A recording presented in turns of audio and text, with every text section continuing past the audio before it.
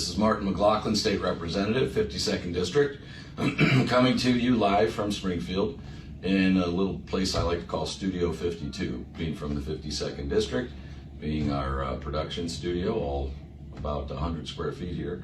And I've got my neighbor, Representative Dave Freese here this morning. Good morning. Good morning. Nice to join you, Marty. Nice to join you, sir. A little hot coffee on a cold day. We're down here in Springfield, and we've just spent 4 days listening to hundreds of bills on the floor.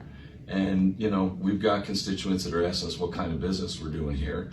And unfortunately, it's not the people's business, it's the special interests business. We've had a number of interesting issues come forward before the Assembly, one being the homeschool bill. The other day. Which is, thank goodness, I don't know if you listened to some of that committee, but it was very spirited debate.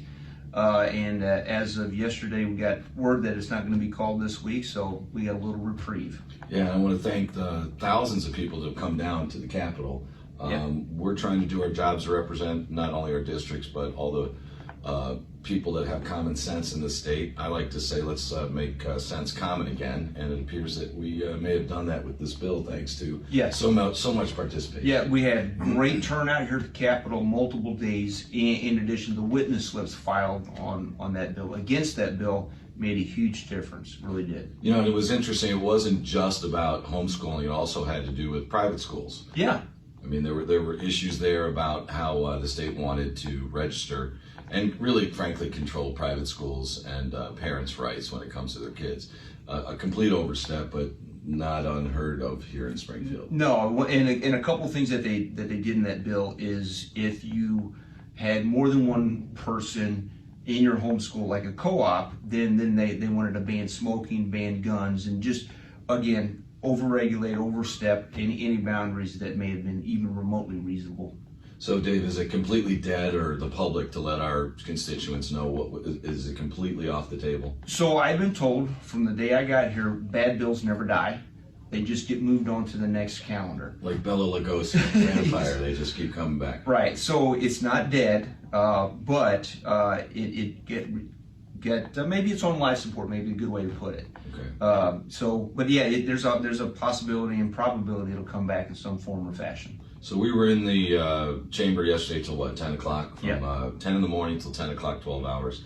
And I'm still trying to think about any bill that was considered, that was passed, that's going to help the general public in any way. One of the bills yesterday that was really beyond the pale was a criminal justice, I guess you can call it, bill. Yeah, well, just restorative justice is how they always put that. Yeah, and unfortunately what they wanted to do is they wanted to release, so it would give people an opportunity to get out of the Department of Corrections if they were murderers or pedophiles, you know. Well, that's what we're doing down here in Springfield. We're trying to protect murderers and pedophiles on the other side of the aisle. But really, Dave, when we talk about this all the time, we're here because we want to protect the taxpayer, the family.